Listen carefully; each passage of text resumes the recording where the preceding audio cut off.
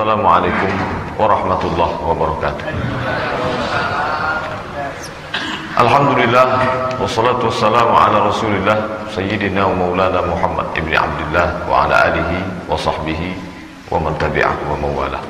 Subhanaka la ilma lana illa ma 'allamtana innaka antal alimul hakim. Rabbi shrah li sadri wa yassir li amri wa hlul 'uqdatam min lisani yafqahu qawli. Wa bapak ibu hadirin hadirat yang dimuliakan Allah Subhanahu wa taala. Bersyukur kita kepada Allah sampai subuh Sabtu ini kita masih diberikan Allah kesempatan untuk mengisi usia kita dengan amal-amal saleh, dan beberapa menit ke depan insyaallah akan kita isi dengan mengkaji hadis-hadis Rasulullah sallallahu alaihi wasallam. Untuk itu mari kita bersyukur dengan mengucapkan alhamdulillahirabbil alamin. Mudah-mudahan dengan syukur kita ini Allah senantiasa menambah nikmat iman dan Islam serta istiqamah sampailah akhir hayat kita nanti insyaallah. Amin ya rabbal alamin. Kemudian berselawat kepada Rasulullah dengan mengucapkan Allahumma salli ala Sayyidina Muhammad wa ala ali Muhammad. Mudah-mudahan dengan memperbanyak selawat kita diberikan kekuatan dan di akhirat nanti kita mendapatkan syafaat insyaallah. Amin ya rabbal alamin. Bapak-bapak, ibu-ibu yang dimuliakan Allah, pada tahun Khaybar ini tahun ke-7. Nabi meninggal tahun ke-11 bulan Rabiul Awal.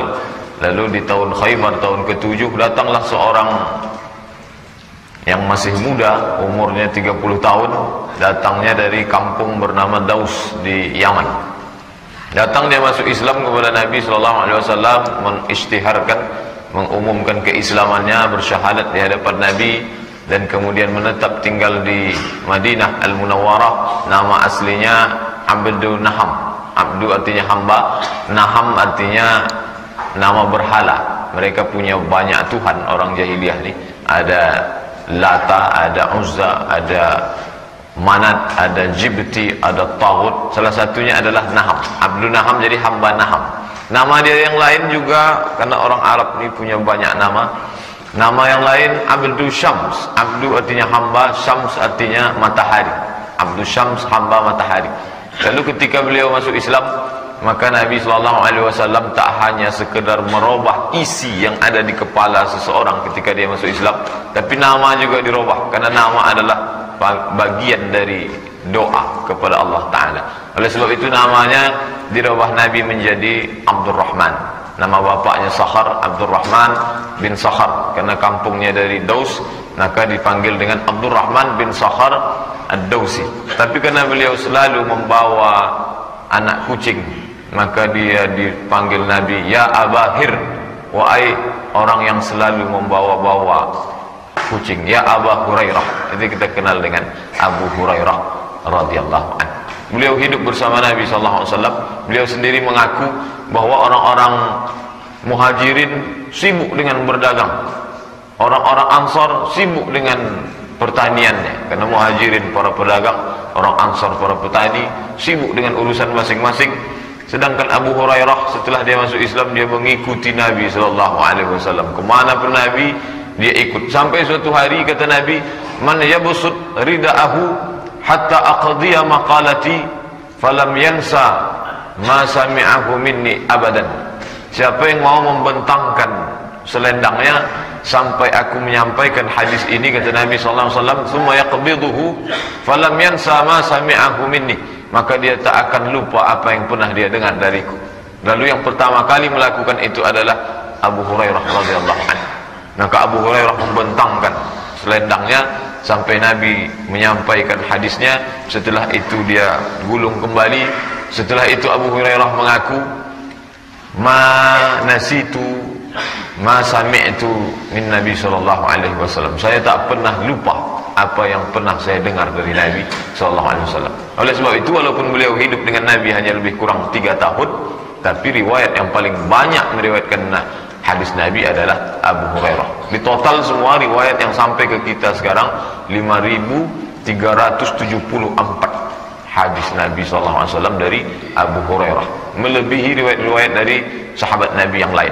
Sahabat dan tabi'in yang meriwayatkan meriwayatkan hadis dari Abi Hurairah lebih kurang 800 orang semua. Begitulah banyaknya hadis yang beliau riwayatkan, dan begitu pula lah banyaknya orang-orang yang meriwayatkan hadis dari Abu Hurairah radhiyallahu anhu. Beliau meninggal tahun 59 Hijrah dalam usia 78 tahun. Jadi lumayan tua, 78 tahun pada tahun 59 Hijrah. Beliaulah yang meriwayatkan banyak hadis, dan termasuk hadis yang akan kita kaji subuh ini adalah hadis riwayat Abu Hurairah radhiyallahu anhu. Bapak-bapak, ibu-ibu hadirin yang dimuliakan Allah Subhanahu wa taala, hadis yang akan kita kaji subuh ini ada disebutkan dalam kitab Sahih Muslim. Qala Rasulullah sallallahu alaihi wasallam, Rasulullah bersabda, "Ala adullukum, maukah kamu aku tunjukkan," kata Nabi sallallahu alaihi wasallam, "ala ma yamhullahu bihil khataya wa yarfa' bihid darajat." Maukah aku tunjukkan suatu amal ini yamhu bihil khataya, menghapuskan dosa yang lalu, wa yarfa' bihid darajat, dan mengangkat derajat kemuliaan di sisi Allah Subhanahu wa taala. Tentulah ucapan ini sesuatu yang amat sangat diharapkan oleh para sahabat Nabi.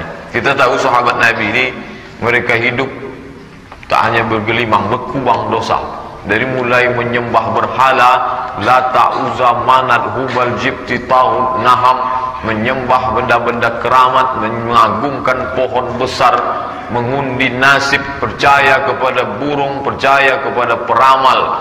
Ini dosa kepada Allah Ta'ala, mempersekutukan Allah. Ditambah lagi dosa minum khamar, berzina, berjudi, ghibah, namimah, belum lagi dosa angkuh, sombong, semualah, membunuh orang. Ada mereka yang habis usianya untuk berperang, saling bunuh, membunuh, dan lain sebagainya. Ini pekerjaan-pekerjaan orang kafir Quraisy dan Arab pada umumnya. Ketika mereka masuk Islam, maka yang mereka inginkan adalah membersihkan diri di hadapan Allah Subhanahu wa taala. Ketika orang-orang yang haus akan ampunan Allah ini ditawarkan oleh Nabi sallallahu alaihi wasallam, "Ala adullukum, maukah kamu aku tunjukkan suatu amal ma yamhullahu bihil khataya, yang sanggup dapat menutupi, mengampuni dosa kamu yang lalu, wa yarfa' bihid darajat, dan dapat menaikkan derajat kamu di sisi Allah." Ini orang sampai pada titik awal, titik nol. Tak ada lagi harkat martabatnya di hadapan Allah Ta'ala, karena perbuatan dari mulai syirik sampai membunuh, sampai makan riba. Riba memang sudah pekerjaan mereka, membunuh memang sudah profesi mereka, melakukan perbuatan zina, minum khamar, sampai-sampai ketika turun ayat pengharaman khamar, penuh parit-parit kota Makkah dan Madinah, karena ketika itu mereka menumpahkan cairan anggur, cairan kurma, dan cairan kismis yang menjadi minuman mereka, minuman favorit orang Arab. Ketika mereka yang dalam keadaan level paling bawah di mata Allah Ta'ala, lalu Nabi SAW tawarkan. Bisa Bapak Ibu bayangkan, seseorang yang sangat haus di tengah gurun pasir, di tengah panas terik, lalu Nabi tawarkan, "Maukah kamu aku berikan air dingin yang segar?" Tentulah amat sangat diinginkan oleh orang-orang Arab Quraisy dan non-Quraisy pada saat itu. Itu yang ditawarkan Nabi SAW. "Ala adullukum, maukah kamu aku tunjukkan, ala sesuatu ma yamhullahu bihil khataya, amal ini bisa menutupi, mengampuni dosa kamu, masa lalu kamu yang begitu hitam kelam, wa yarfa' bihid darajat, tak hanya sekedar masa lalu, tapi untuk masa yang akan, yarfa' bihid darajat, dan mengangkat derajat tingkatan di hadapan Allah Subhanahu wa taala." Maka apa jawab sahabat? Qalu, mereka menjawab, "Bala ya Rasulullah, ya, kami amat sangat menginginkan itu." Apa dia amal yang dapat menutupi dosa masa lalu dan mengangkat derajat kami di masa yang akan datang? "Bala ya Rasulullah, kami ingin mendengarkan itu." Apa dia ya Rasulullah? Maka Rasulullah pun menyebutkan beberapa amal. Dalam hadis ini ada 3 amal yang disebutkan Nabi SAW. Inilah yang akan kita kaji insyaAllah beberapa menit ke depan. Yang pertama kata Nabi SAW, isbaghul wudu' alal makarih. Isbagh, menyempurnakan. Itmam, makna kata isbagh, isbaghul wudu' alal makarih, menyempurnakan wudu. Kapan wudu itu disempurnakan? Alal makarih, pada saat-saat tak menyenangkan. Makarih, kita selalu menyebut makruh, bentuk jamaknya makarih, sesuatu yang tak menyenangkan. Kapan itu? Pada saat kondisi musim dingin, yang sangat dingin. Ketika dingin orang takut menyentuh air. Kalau sudah sampailah musim dingin, li'ila fi Quraisy, perjalanan orang Quraisy, ila fihim rihlatasyita, was-saif. Syita itu musim dingin, saif itu musim panas. Kalau panasnya sangat panas, dinginnya sangat dingin. Bahkan di beberapa tempat waktu itu perjalanan mereka negeri Syam dan negeri Yaman, di negeri Syam itu turun salju. Palestina, Yordania, Lebanon, Suriah, itu turun salju. Ketika turun salju musim dingin, maka wudhu tak sempurna karena air dingin. Ini yang disebutkan Nabi SAW, isbaghul wudhu, wudhu tetap sempurna alal makarih, pada saat kondisi yang tidak menyenangkan. Kondisi tak menyenangkan ini sifatnya umum. Bisa jadi saat musim dingin, tapi kita tak ada musim dingin. Bisa jadi saat orang tergesa-gesa, maka tak jarang kita tengok orang wudhunya sembrono saja, sembarangan saja. Banyak anggota wudhu yang tak terkena air, tapi karena mau cepat-cepat tak lagi memperdulikan. Yang ini diajarkan Nabi SAW. Yang pertama adalah isbaghul wudhu, menyempurnakan wudhu alal makarih, dalam saat-saat kondisi yang tidak menyenangkan. Contohnya pada zaman Nabi adalah musim dingin yang membuat orang takut menyentuh air sehingga wudhunya tak sempurna. Apa makna wudhu ini? Wudhu maknanya adalah al-hasan. Jadi padanan kata wudhu hasan. Hasan artinya baik. Mengapa disebut wudhu itu baik? Karena banyak kebaikan di dalamnya. Makna lain dari kata wudhu adalah an-nazafah. Nazafah artinya kebersihan, karena di dalamnya terkandung kebersihan. Jadi makna wudhu adalah al-hasan, baik, nazafah, kebersihan. Kalau dibaca dengan dhammah, wudhu, dua itu maknanya. Tapi kalau dibaca dengan baris fathah, wawnya baris fathah, wudhu artinya air yang dipakai untuk berwudhu. Nah, oleh sebab itu ada istilah kita mengambil air sembahyang. Nah, ini masuk unsur agama lain di dalamnya, menyembah sang hyang, agama nenek moyang sebelum. Tapi ketika Islam datang, maka makna air yang dipakai untuk berwudu itu disebut dengan wadu. Wudu dan wadu. Bapak dan Ibu hadirin yang dimuliakan Allah Subhanahu wa taala, di dalam wudu mengapa disebut di dalamnya ada nazafah, kebersihan? Di dalamnya tak hanya kebersihan zahir, tapi juga kebersihan batin. Kalau tentang salat, ayatnya umum saja. Wa aqimus salah, dirikanlah salat. Tak ada disebutkan ada rakaat pertama, rakaat kedua, ada sujud, ada tasyahud, ada i'tidal, tak ada. Tapi khusus masalah wudu itu disebutkan lengkap urutannya di dalam Al-Quran, tepatnya surat Al-Maidah ayat ke-6. Ya ayyuhalladzina amanu, ya orang beriman, idza qumtum ila shalah, kalau kamu mau melaksanakan salat, fagsilu wujuhakum, basuh wajah, wa aydiyakum ilal marafiq, tangan sampai ke siku. Jelas batasannya disebutkan sampai siku. Wamsahu bi ru'usikum, usap kepala. Kepala tak dibasuh, tapi diusap. Penggunaan kata untuk wajah fagsilu, untuk kepala wamsahu, ada yang diusap, ada yang dibasuh. Kaki wa arjulakum ilal ka'bain, basuhlah kaki sampai ke mata kaki. Jadi jelas betul dalam ayat Al-Quran. Adapun penjelasannya, karena Al-Quran ini diturunkan Allah Ta'ala, penjelasannya lewat lisan Nabi Muhammad SAW. Kata Allah, wa anzalna ilaika dzikra, kami turunkan Al-Quran ini kepadamu ya Muhammad, litubayyina linnas, supaya engkau jelaskan kepada manusia. Wuduknya sudah jelas, wajah, tangan, kepala, kaki. Bagaimana detailnya? Maka dijelaskan Nabi SAW. Hadis yang menjelaskan tentang tata cara wudhu ini diriwayatkan oleh Utsman ibn Affan. Dijelaskan oleh Utsman bagaimana wudhu Nabi SAW. Maka Utsman minta bawakan air satu bejana, lalu kemudian beliau membasuh kedua tapak tangannya. Tangannya dia basuh, setelah itu dia masukkan fa'adkhala yaminahu, dia masukkan tangan kanannya, lalu dia tak langsung membasuh wajah seperti yang ada dalam ayat Al-Quran, tapi dia dului dengan fatamat madha wastansyaqa.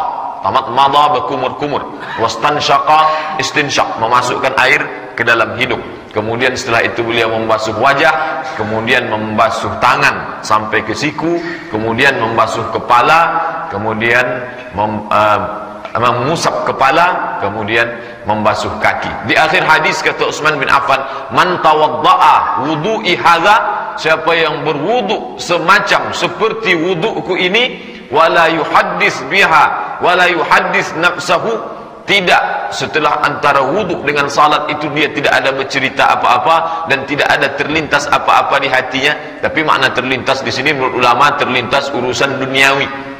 Kalau urusan yang akhirat, masalah akhirat, bagaimana nanti di alam barzakh meniti siratal mustaqim, apakah salat ini nanti khusyuk atau tidak, itu tak masalah. Tak terlintas urusan dunia, maka kata Utsman ibn Affan, ghufira lahu ma taqaddama min dzambi, maka insyaallah Allah akan ampuni dosanya yang lalu. Ini jelas hadis tentang masalah wudu. Wudu tidak hanya sebagai kebersihan yang bentuk nampaknya fisik, tapi juga wudu adalah kebersihan batin. Mengapa demikian? Karena dalam hadis disebutkan orang mukmin yang berwudu, seorang muslim yang berwudu, maka disebutkan dalam dua hadis. Satu hadis riwayat Muslim, satu hadis riwayat Nasa'i, kharajat minhu khatayahu. Kharajat artinya keluar, khatayahu dosa-dosanya. Ketika dia usap wajah, keluar dosa kesalahan dari wajahnya, matanya, mulutnya, hidungnya. Ketika dia basuh tangan, maka keluar kesalahan, dosa-dosa tangannya. Ketika dia basuh kepala, maka keluar dosa kesalahan kepalanya. Ketika dia basuh kaki, maka keluar kesalahan dosa kaki. Hadis sahih. Oleh sebab itu ketika orang berwudu, maka sesungguhnya dia tidak sedang membersihkan bentuk fisik zahir, kotoran yang tampak saja, tapi juga dia sedang membersihkan penyakit, dosa, kesalahan batin yang tak tampak oleh mata, yang pernah dilakukan. Itulah makanya Nabi katakan, aku tunjukkan suatu amal kepada kamu, dapat menutupi, mengampuni dosa kamu yang lalu, dan menaikkan derajat tingkatan kamu di sisi Allah Subhanahu wa ta'ala. Bapak dan Ibu yang dimuliakan Allah, seandainya Nabi Muhammad itu lahir di tepi sungai Nil, lalu ada ibadah dalam agama itu menggunakan banyak air, sampai yang wajibnya saja 5 kali satu hari, belum lagi kalau dia tambah ibadah sunat, belum lagi kalau dia solat duha, ditambah lagi solat tahajud, solat witir, solat tasbih, solat sunat isyraq, solat mutlak, qabliyah, ba'diyah. Ini membutuhkan amat sangat banyak air. Seandainya Nabi yang membawa Islam ini lahir di pinggir sungai Nil, kita tak berasa begitu heran. Tapi Nabi Muhammad SAW lahir di tanah suci Makkah, kemudian pindah ke Madinah, ke tempat yang sulit mendapatkan air. Orang yang paling kaya zaman Nabi itu adalah orang yang punya sumur, karena air waktu itu dijual mahal. Bahkan sampai sekarang pun di Arab Saudi air lebih mahal daripada bensin. Apa maknanya? Bahwa agama ini datang bukan dari produk lingkungan tempat tinggal Nabi SAW, tapi agama ini datang dari mana? Dia datang dari Allah Subhanahu wa ta'ala. Seandainya agama itu datang buatan seorang manusia bernama Muhammad yang tinggal di gurun pasir tandus, tak ada air, pastilah ibadah yang dia buat tak banyak menggunakan air. Tapi mengapa ibadah ini justru menggunakan air? Dari mulai wudunya sampai taharah bersucinya, sampai mandinya menggunakan air, menunjukkan bahwa agama ini datang dari Allah Subhanahu wa ta'ala. Bapak dan Ibu hadirin yang dimuliakan Allah, umat yang paling bersih di dunia ini adalah umat Islam. Mengapa? Wajibnya saja dia membasuh telapak tangan, kedua tangannya itu 5 kali sehari, di samping wudu-wudu sunat untuk yang lain. Apalagi kalau dia memang melazimkan diri untuk selalu dalam keadaan suci, maka dia akan selalu berwudu. Umat paling bersih itu adalah orang Islam, menurut ibadah yang disyariatkan oleh Nabi Muhammad SAW. Tapi karena orang Islam ni kadang lebih percaya kepada orang lain daripada Nabi Muhammad SAW, lebih percaya kepada tuntunan yang lain, ajakan yang lain daripada ajakan Nabi Muhammad SAW. Kalau mengikuti tuntunan yang lain, muncul bangganya, muncul bangkit rasa, oh ini sudah ikut yang benar. Padahal Nabi SAW 14 abad yang silam Nabi sudah mengajarkan orang Islam wajib membasuh tangan, wajah, kepala, kaki. Itu sudah 14 abad yang lalu.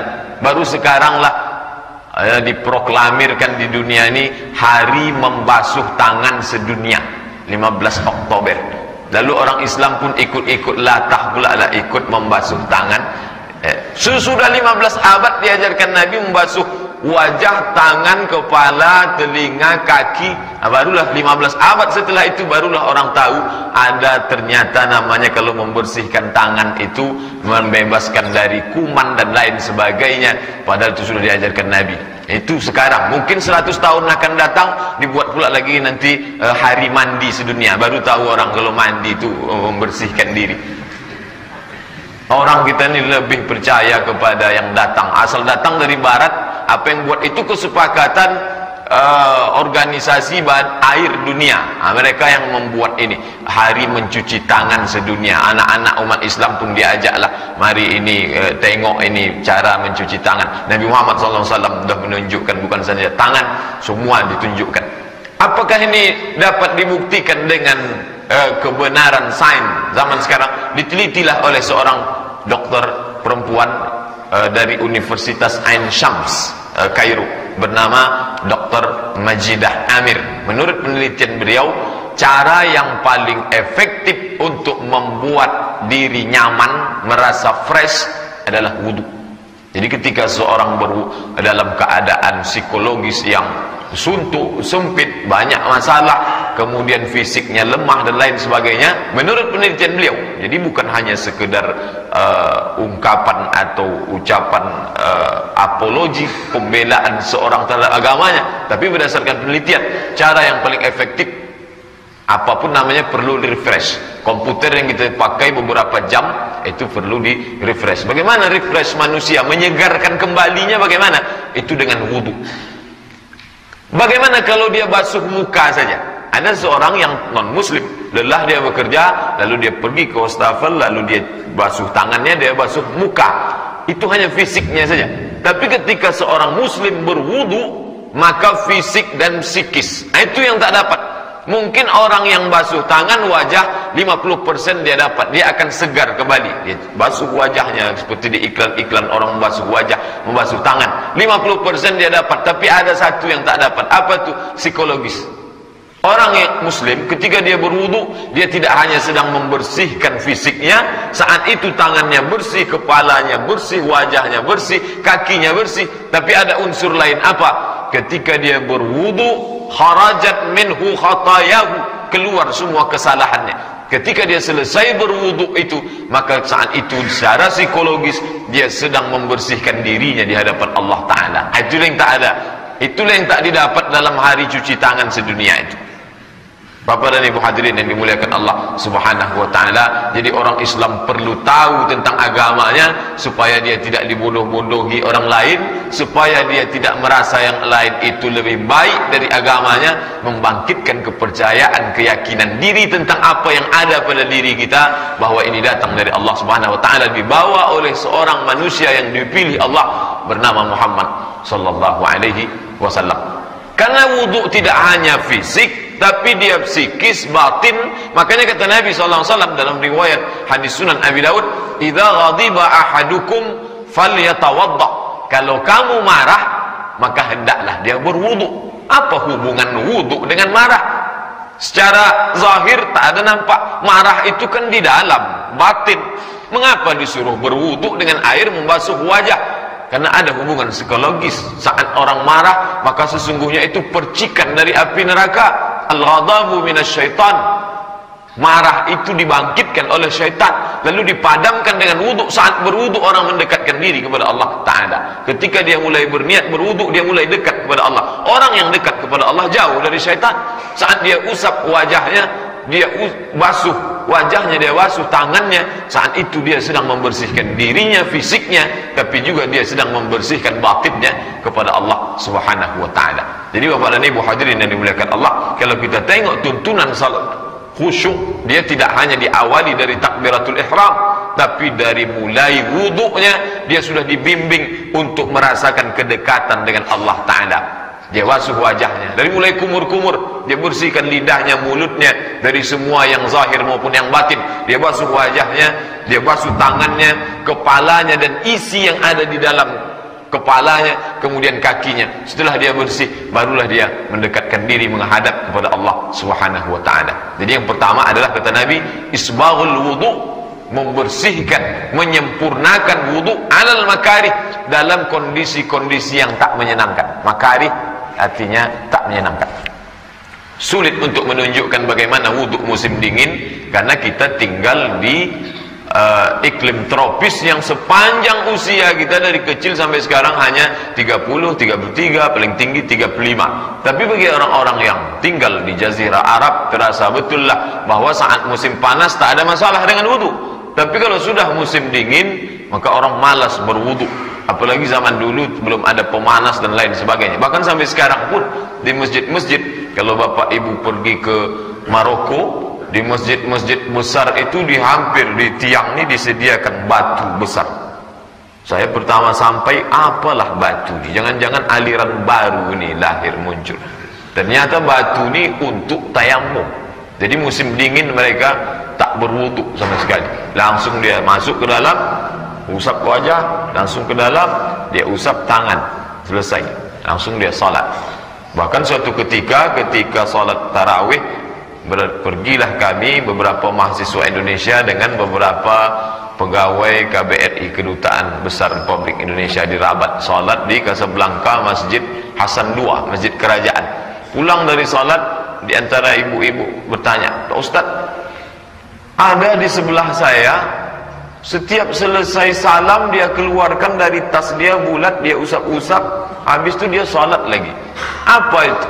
Ternyata dia bawa batu gilingan dari rumah untuk tayamum saja. Untuk bertayamum. Selesai salat dia usap wajah, habis itu usap tangan. Saking malasnya berwudu. Nah, jadi ada contohnya. Contoh.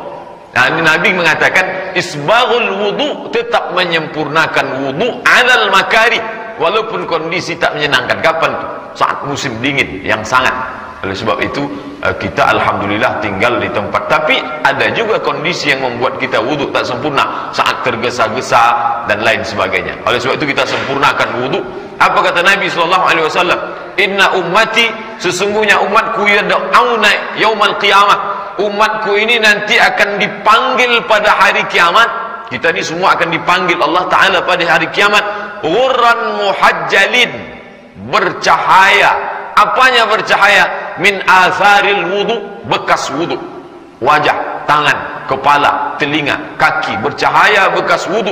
Oleh sebab itu kata Nabi, siapa yang mampu untuk memperbanyak cahayanya, maka lebihkanlah. Falyutil, lebihkanlah. Makna lebih dari batas. Kalau batasnya hanya sini, maka dilebihkan untuk menambah cahaya di hadapan Allah Subhanahu wa taala. Bukan berarti makna menambah di situ, menambah lebih. Oh, kalau begitu mandi aja sekalian Pak Ustaz. Bukan itu maknanya. Supaya anggota wudhu yang sudah digariskan Allah, fagsilu wujuhakum, wajah, supaya sempurna, jangan sampai ada yang kurang. Karena wudhu ini adalah syarat sahnya salat. Andai wudhu tak sempurna, maka batallah salat. Dalam hadis dijelaskan, la salata, tidak sah salat bagi orang yang berhadas malam yatawadda, sebelum dia berwudu. Oleh sebab itu wudu tak hanya sebagai ritual. Mari kita fahami makna wudu. Wudu kebersihan fisik, wudu untuk menghilangkan, meredam amarah, wudu untuk sebagai sarana membersihkan diri batin kepada Allah Ta'ala. Wudu juga mendidik manusia menjadi orang yang selalu segar, menjaga kebersihan, menjaga kesucian hati dengan cara berwudu. Nah, ini yang pertama kata Nabi.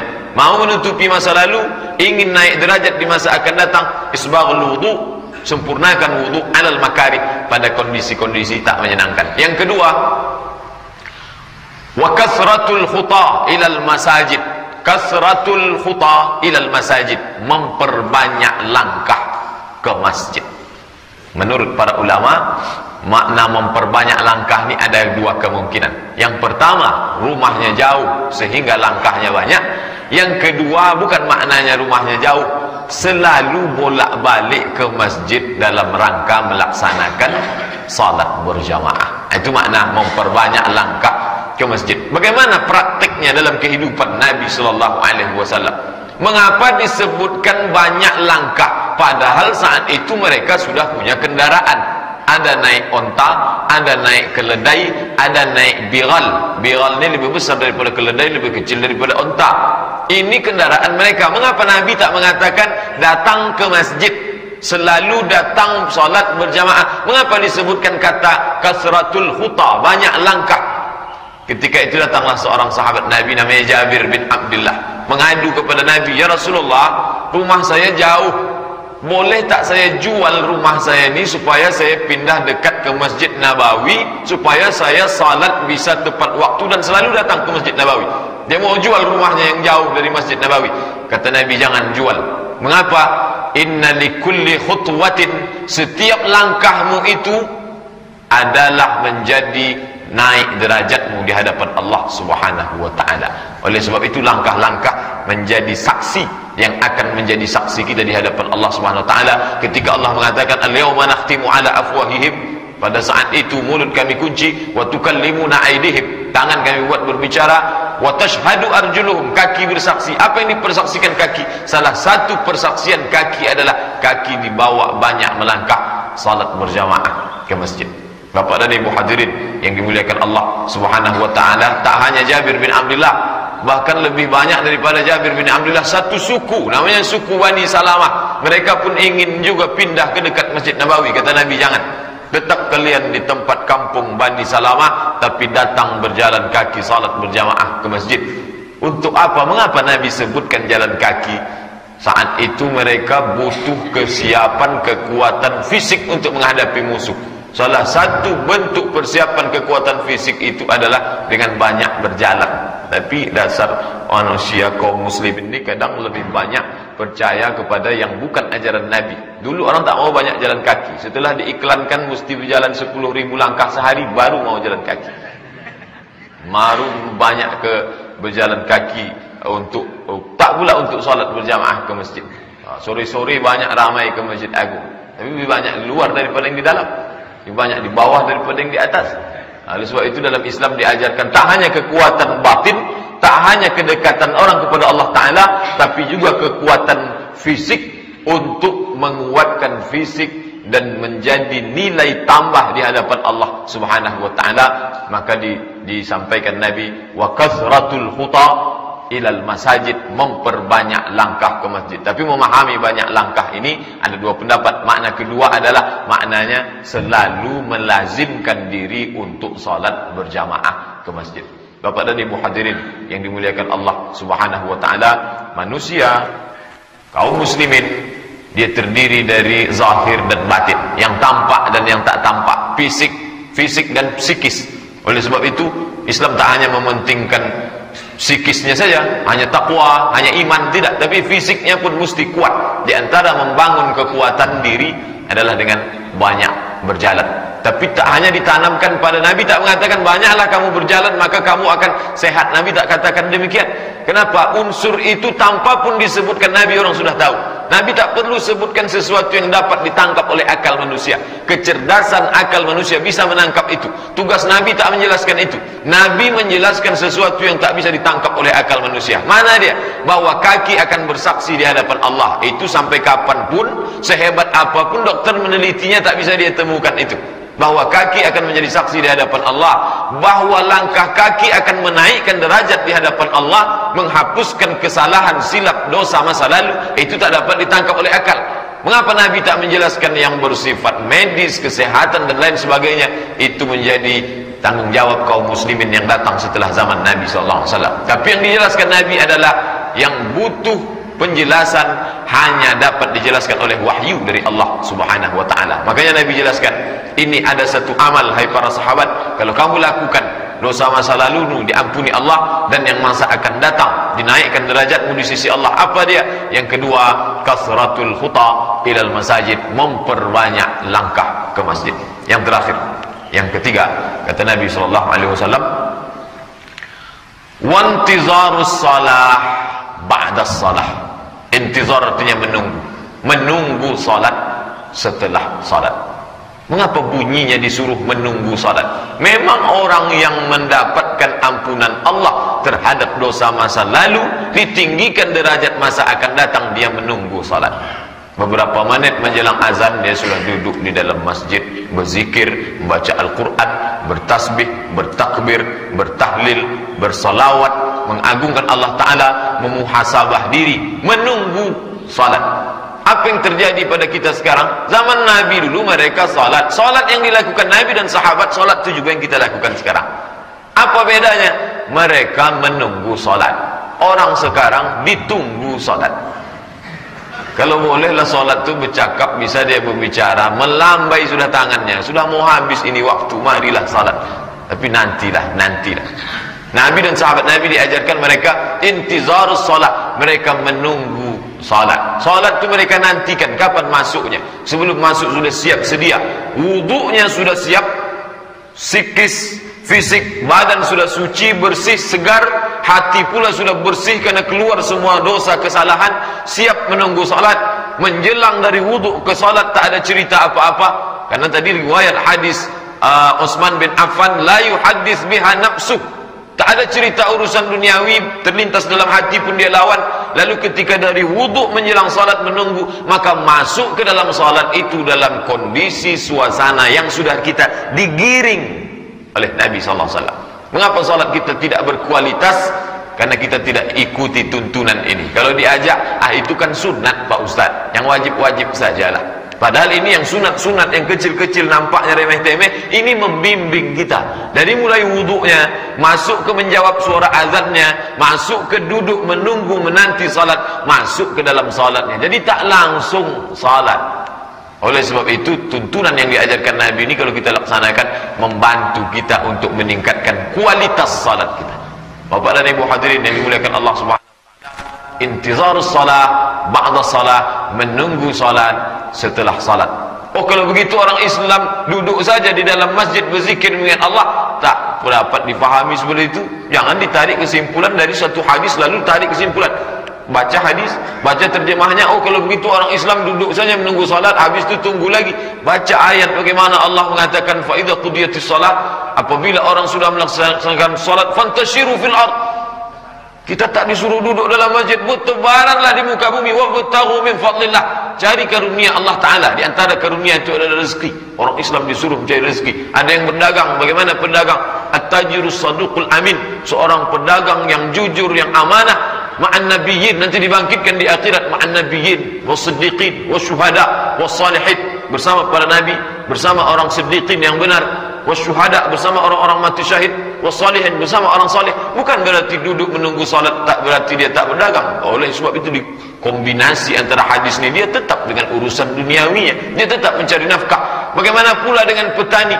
Ma min muslimin yazra'u yazar'an, seorang muslim yang menanam tanaman, yakulu minhu tayr, lalu buah tanamannya itu dimakan oleh burung, au bahimatun, atau hewan, au insanun, atau dimakan orang, maka itu menjadi sedekah baginya. Apa maknanya? Yang bertani tetap bertani, bukan berarti dia meninggalkan pertaniannya untuk masjid. Tak. Bagaimana pula dengan orang yang punya kekuasaan? Apakah dia tinggalkan tempatnya berkuasa lalu dia hanya di dalam masjid? Tak. Dia tetap mengatur urusannya masing-masing. Abu Bakar, Umar, Utsman, Ali pernah menjadi penguasa, tetap dia bisa mengatur, tapi tanpa meninggalkan masjid. Maknanya adalah itu yang disebut dalam hadis, qalbuhu mu'allaqun fil masajid, hatinya tergantung di dalam masjid. Kalau hati tergantung dalam masjid, orangnya boleh di toko, orangnya boleh di pasar, orangnya boleh di kebun, di sawah, tapi ketika datang panggilan tak sabar dia ingin datang masuk ke rumah Allah Ta'ala. Tapi kalau dibalik, jasad di masjid, hati di luar masjid, maka Assalamualaikum warahmatullahi, Assalamualaikum warahmatullahi, langsung. Apa sebab? Hati di luar masjid. Dalam proses memasukkan hati ke dalam masjid, tapi berproses. Nabi SAW tak membuat umat Islam ini menjadi umat yang instan. Apalah salahnya dikumpulkan Nabi semua sahabat itu, lalu setelah itu dia doakan, doanya makbul, lalu dia minta supaya kun fayakun langsung. Oh, tapi Nabi tak begitu. Nabi mengajarkan berproses. Bagaimana caranya? Wuduk sempurna, berwuduk sempurna dengan bersih zahir, bersih batin. Setelah itu memperbanyak langkah ke masjid. Setelah itu menunggu salat. Setelah salat, untuk apa? Supaya tertanam hati ke dalam masjid, masuk ke dalam kekuasaan orang Islam. Tak hanya kuasa pada dirinya, tapi kuasa kepada yang lain, sehingga masuklah Islam itu ke dalam hati manusia. Bapak dan Ibu hadirin yang dimuliakan Allah Subhanahu wa taala, di akhir hadis ini ditutup dengan ucapan Nabi. Apa kata Nabi? Fadzalikumur riba. Itulah riba. Itu dalam hadis sahih Muslim. Dalam riwayat Muwatta Imam Malik 3 kali disebut. Fadzalikumur ribat, fadzalikumur ribat, fadzalikumur ribat. Itulah ribat, itulah ribat, itulah ribat. Ribat diambil dari kata rabata. Rabata artinya mengikat. Apa makna mengikat? Orang yang menahan dirinya pada sesuatu. Kata ribat ini selalu diidentikan dengan jihad fisabilillah. Orang ketika sedang berjihad, dia sudah mengikatkan dirinya. Matanya, telinganya, kakinya, tangannya, nyawanya dia ikatkan ke jihad. Lalu orang menganggap hanya jihad saja, tak ada amal lain. Nabi ingin menunjukkan ada amal lain. Apa itu? Wudhu bersih, zahir batin. Setelah itu perbanyak langkah ke masjid. Setelah itu tunggu salat. Fadzalikumur ribat. Itu ribat, kata Nabi SAW. Nabi ingin menunjukkan ada ribat, mengikat diri pada jihad, ada dalam bentuk lain. Tak hanya pergi berjihad fisabilillah. Fadzalikumur ribat. Yang tiga ini pun kalau kamu laksanakan, dia sama seperti ribat. Kemudian makna ribat yang lain, dulu orang-orang Yahudi, orang Nasrani mengikat dirinya di satu tempat. Bukan berarti dia ikat pakai tali, tidak. Mengikat dirinya, dia tak pergi berdagang, dia tak pergi bertani, dia tak mengurus keluarga. Maka mengikat dirinya, tempat itu namanya saumah, jamaknya sawami. Dibangunkan tempat khusus untuk beribadah saja di dalamnya. Itulah kalau kita baca tentang orang-orang saleh, tentang orang-orang saleh di kalangan Bani Israel yang tak menikah, tak berkeluarga, tak berdagang, tak bertani, tak ada urusan dunia. Kerjanya beribadah saja, mengikat diri di situ. Kata Nabi, tidak, itu bukan ajaran Islam. La rahbaniyata fil Islam. Tidak ada kerahiban dalam Islam. Tak ada kependetaan dalam Islam. Dalam Islam manusia melakukan semua aktivitasnya seperti yang dicontohkan Nabi SAW. Lalu kalau kita mau mengikatkan diri dalam satu ibadah, bagaimana? Wudhu sempurna, zahir dan batin, datang ke masjid memperbanyak langkah, tunggu salat menjelang salat berikutnya. Fadzalikumur ribat. Maka kalau kamu bertanya tentang ribat, itulah makna ribat di dalam Islam, kata Nabi SAW. Bapak dan Ibu hadirin yang dimuliakan Allah Subhanahu wa taala, kalau 3 poin ini sudah kita laksanakan, maka hadis yang kita kaji subuh ini lebih menguatkan kita supaya kita istiqamah. Kalau belum, kita mulai perhatikan wudhu kita, kita perhatikan gerak langkah kaki kita ke masjid, dan kemudian kita perhatikan pula sikap kita selama ini. Apakah kita sudah menunggu salat atau kita masih ditunggu oleh salat? Jadi kita menengoknya mulai ke atas. Saya mesti menunggu salat, jangan tengok ke bawah. Kalau tengok ke bawah, kita akan cari perbandingan dengan orang lain. Pak, mari kita menunggu salat. Bu, mari kita menunggu salat. Masih syukur saya salat, Pak Ustaz. Tetangga saya tak salat lagi. Tak bisa begitu menengoknya. Kita menengok ke atas supaya ibadah kita lebih berkualitas di mata Allah Subhanahu wa taala. Kalau sanggup ini kita lakukan, maka insyaallah kita mendapatkan fadzalikumur ribat.